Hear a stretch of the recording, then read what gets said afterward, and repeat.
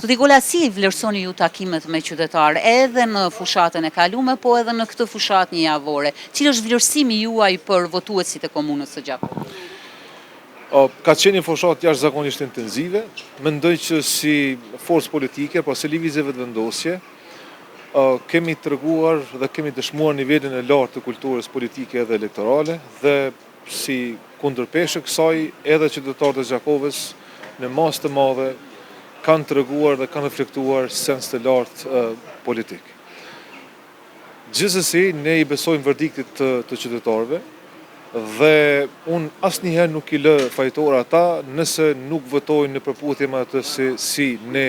mendojmë më të mirën për Gjakovën, sepse e tëra varet nga se si forcë politike kemi arritur të depërtojmë me mesazhin tonë, me programin tonë dhe me planin tonë deri tek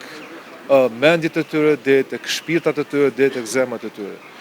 Ne e kemi bërë maksimumin në kushte dhe rrethana të dhëna,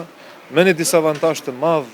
politik në raport me pushtetin e konsoliduar tash pothuajse 2 dekada në Gjakovë, konsideroj që e kemi bërë maksimumin.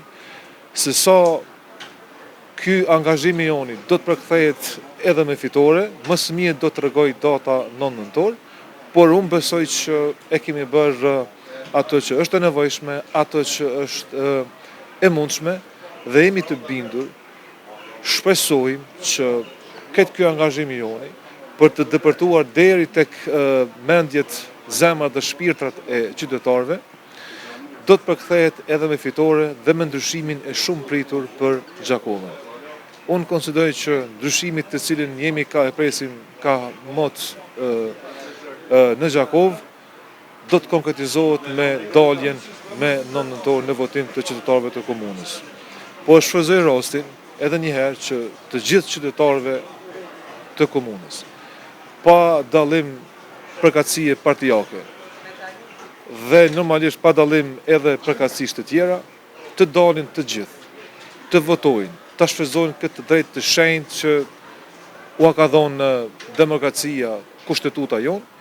dhe përmes votës së tyre ta materializojnë ndryshimin e shumë pritur për komunën tonë.